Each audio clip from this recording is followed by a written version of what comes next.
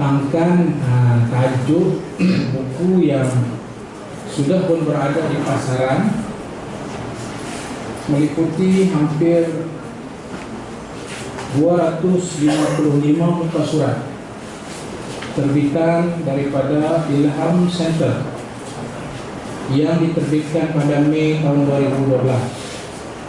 Kalau dikira di pasaran sudah hampir setahun lebih.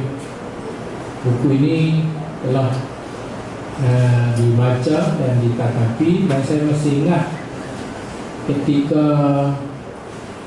Pesta Buku Antarabangsa 2012, buku legitimasi ini sudah ada di pasaran pada waktu itu. Sedikit latar belakang pada sahabat-sahabat, dan nanti hanya akan direkaskan keseluruhan buku ini melalui slide yang kita sediakan. Diharapkan ini untuk kemudahan tuan-tuan memahami asas apa yang terkandung dari segi substance ataupun jauhar isi kandungan buku yang kita sedang bedah ini. Buku ini adalah lanjutan daripada buku yang pertama, yaitu Menuju Pas Baru. Lepas tu kalau tuan-tuan perasan di bawah ni kecil dia tulis Menuju Pas Baru 2. Itu adalah lanjutan daripada garapan awal tentang permasalahan dan penyelesaian. Cuma bezanya buku rejuvenasi ini,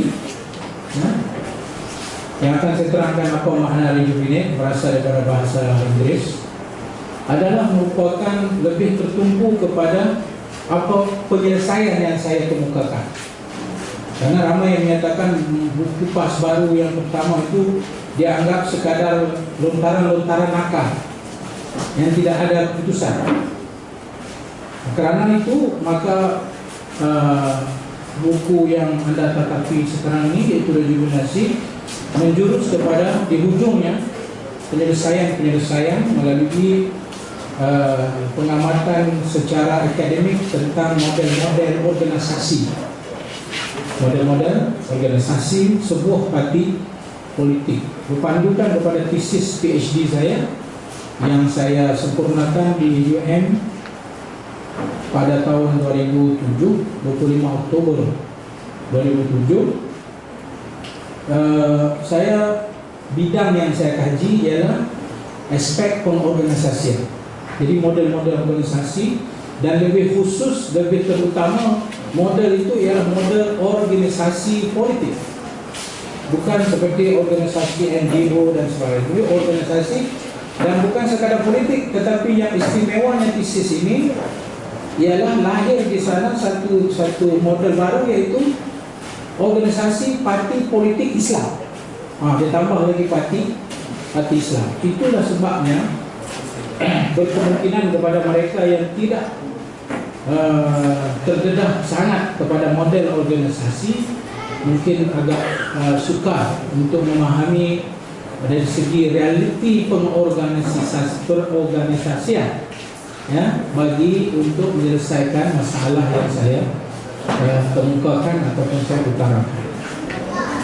Mungkin orang bertanya kenapa dipilih satu tajuk yang orang tahu kata terbelit lidah nak sebut. Orang Selangor nak sebut rejuvenasi. Apa benda ni rejuvenasi ni? Sebenarnya rejuvenasi ni ada ambil dari perkataan Inggeris, to rejuvenate, to make it young, and to revive. Itu makna rejuvenasi. To make it young and vibrant. Dia menjadikan dia muda, hayawiyah. Dia hidup, ihya syababiyah, keremajaan. Maka perkataan rejuvenasi itu dipilih dengan makna meremajakan, dan itulah perkataan yang digunakan dalam mana-mana organisasi yang kadang-kali digunakan istilah rebranding.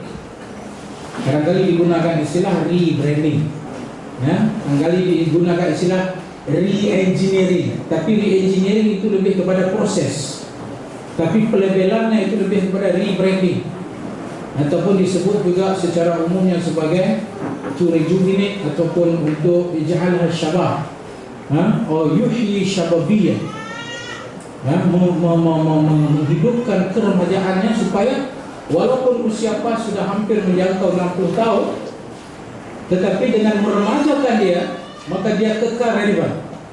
Itu dia punya matlamat. Tidak timbul soal nak hancurkan ke atau nak apa, itu langsung. Saya tidak tahu daripada pemikiran siapa yang menyatakan buku ini mau menghancurkan PAS. Tuan-tuan sendiri kalau yang dah berumur macam saya lah. Saya ni dah berumur lah, kalau boleh kata berumur, dah masuk 50 tahun lah.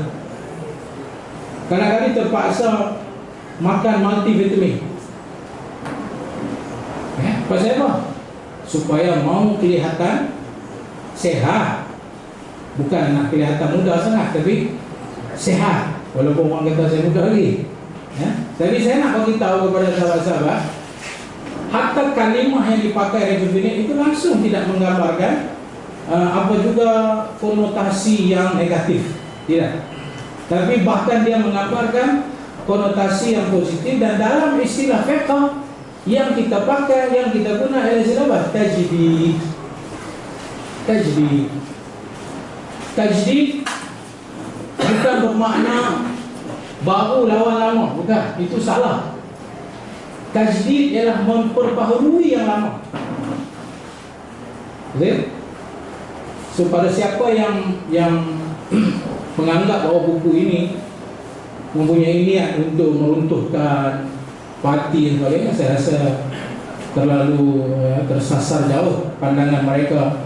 Bila semangat tajuk rejuvenasi itu sendiri mempunyai konotasi yang amat positif, iaitu meremajakan parti yang mengambil kira umur kita, parti kita sudah hampir menjangkau 60 tahun.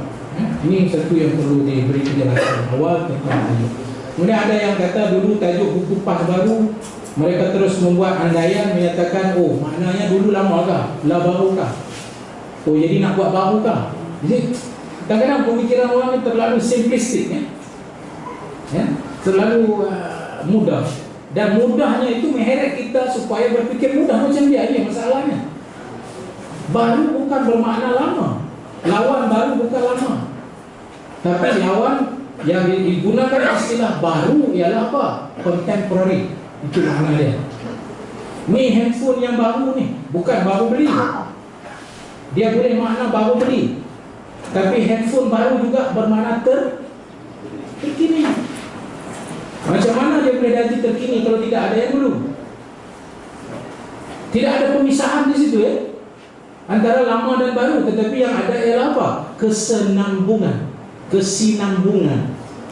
Yang lama kepada yang tidak ada di sana pemisahan. Dia adalah dan perjuangan Nabi sallallahu alaihi wasallam sampai hari ini yang kita galas semuanya adalah apa? Kesinambungan. Jadi apa salahnya kalau saya menyatakan PAS baru? Apa dosa saya? Apa dosa saya? Ada dosa. PAS baru itu menggambarkan sambungan, kesinambungan daripada PAS yang tahun 1953 diasaskan sampailah kepada hari ini tahun 2013. Bukan istilah itu menggambarkan bila kata baru maka kita menafikan yang lama. Jadi saya terpaksa kadang-kadang menjawab, walaupun soalan ini soalan remeh. Apa ni ya anda saja. Soalan remeh, soalan yang temeh. Tetapi kadang-kadang oleh kerana pemikiran kita pun remeh dan temeh, kita kadang-kadang menjadi mangsa kepada pemikiran yang kita katakan simplistik. Sedangkan hari ini, dunia hari ini adalah dunia yang complicated, dunia yang muaqqadah, dunia yang agak complicated. Dia bukan hitam atau putih, pilih, tidak. Antara hitam dan putih itu mempunyai berbagai penjelasan dan berbagai perincian.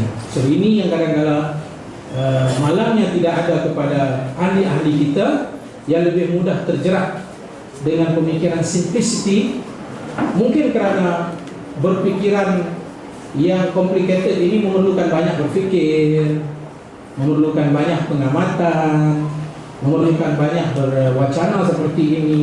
Jadi sukar bagi setengah pihak, maka dia memilih cara yang simplistik, iaitu dia hanya buat andaian rejuvenasi ini nak bagi buang yang lama. Baru ni nak tinggal yang lama, ya, maka saya rasa tidak ada ruh kepada tujuan dan motif kenapa buku ini ditulis. Dalam buku ini juga saya memberikan sedikit gambaran tentang latar belakang. Ada yang menyatakan ini adalah tesis PhD saya. Sebenarnya tidak. Kalau tesis PhD, tuan-tuan tak nak baca 500 muka surat. Ini 200 pun jenuh nak baca. Kalau 500 saya tak tahu. Tetapi sebenarnya dia adalah merupakan rumusan-rumusan daripada apa pendapatan kita yang kita dapat daripada dapatan kita daripada rumusan-rumusan tesis itu, diluaskan skopnya untuk melihat secara yang apa kita kata meluas daripada Melaka. Kerana tesis saya itu adalah case study saya itu, kajian lapangan saya itu adalah di Melaka. Saya luaskan skop dari rumusan di Melaka itu untuk saya lontarkan kepada permasalahan ini di peringkat yang lebih besar. Kerana walaupun dia tidak mewakili, Melaka tidak mewakili keseluruhan organisasi PAS, tapi sekurang-kurangnya dia memberi idea kepada kemungkinan-kemungkinan yang berlaku juga di peringkat-peringkat yang tertentu. Dari situ lahirnya buku ini. Ya, dia bukan orang kata totok daripada tesis, tidak. Ya, tetapi dia diambil pemikiran, rumusan tentang apa itu konflik, tentang apa itu penyelesaian konflik, pendekatan konflik yang sifatnya itu lebih melihat kepada positifnya konflik ini jika kita pandai menguruskan. Nah, itu dia menyatakan latar belakang. Maka lahirlah buku PAS baru dan juga rejuvenasi PAS. Apakah isi kandungan yang ada di dalam buku ini? Okey, sebelum itu ada juga orang pertikaikan. Apa kajian Ustaz Mujahid tulis ni ikut-ikut reka-reka dia kan? Dia berasa nak tulis, dia tulis. Dan tuan-tuan akan belajar dalam kajian ilmiah, ya, kajian ilmiah, case study. Alat yang paling utama untuk kita menjayakan sesuatu studi itu ataupun kajian adalah siapa? Pengalaman penulis itu sendiri. Pengalaman. Saya ini sendiri sebagai alat, kan? Saya sendiri sebagai alat untuk apa? Menjelaskan fenomena yang berlaku. Dan saya pun nak begitu juga, ramai yang memperkenalkan saya sebagai ahli parlimen. Saya perlu diperkenalkan dulu sebagai ahli jawatankuasa PAS Pusat, baru ahli parlimen itu kecil ya, ahli jawatankuasa PAS Pusat ya. Bermakna saya sudah terlibat dengan parti secara formal, setelah kembali daripada Mesir. Dan mulai itu, iaitu pada awal tahun 90-an, secara tepatnya tahun 93, saya berdaftar sebagai ahli di Balik Pulau. Dan kemudian saya berpindah ke Melaka. Dan waktu di Melaka lah saya terlibat secara terus. Dan tentulah dengan bantuan Tuan Haji Mahdia yang banyak beri bimbingan, tunjuk ajar saya sebagai budak yang berilmu lagi pada waktu itu, ya. Dan dari situ pelibatan saya bermula dengan Batu Berendam. Haji Hasan Muhammad salah seorang daripada orang yang bawa saya jadi cawangan di Batu Berendam.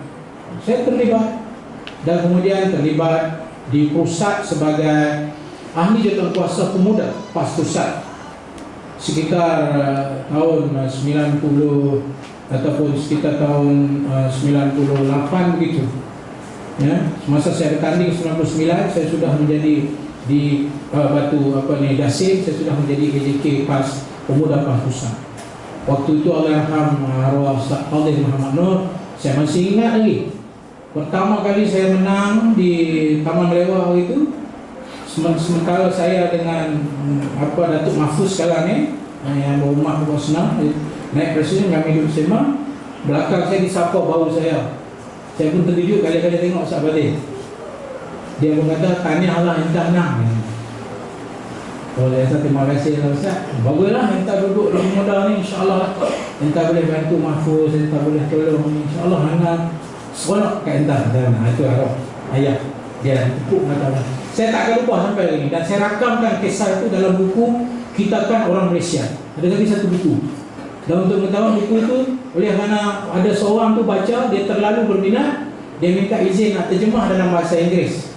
Dan sekarang buku itu di pasaran dalam bahasa Inggeris, Aren't We All Malaysian, Zubaidi Publishing House. Dia yang mengeluarkan apa? Buku itu dalam bahasa Inggeris. Saya tahu Haji Mahdiah pun ada dalam tu, saya tahu Ustaz Fadil pun ada dan sebagainya. Jadi saya nak cerita, saya tidak menulis buku ini satu hari. Jangan siapa-siapa rasa saya menulis sambil-sambil saya minum kopi Redik, ikut dah saya ada. Ini bukan nak promosi Redik ya.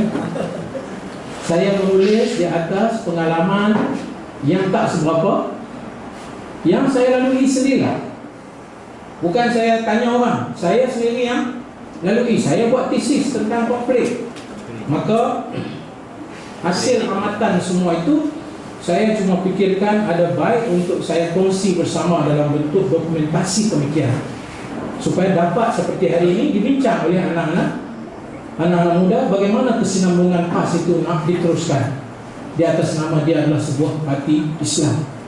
Ya, jadi kalau orang berkatakan apa kamu punya standing, local standing kamu nak menulis ni, apa hak kamu, maka saya rasa ya, saya sebagai orang yang terlibat, orang yang membuat kajian, dan sebaik-baik kajian adalah orang itu melalui pengalaman sendiri. Barulah kajian dia itu real, bukan kajian yang ditulis daripada bilik-bilik akademik. Ya, hinggalah saya Allah izinkan 2005 saya jadi Jawatan-Kuasa PAS Pusat pertama kali. Ya, dan dari situ alhamdulillah hingga kepada hari ini Allah kekalkan dengan izin dia untuk terus memberi sumbangan. Yang sering kali saya menganggap saya hanyalah seorang tentera pejalan kaki yang duduk di paling hujung sekali dalam perjuangan.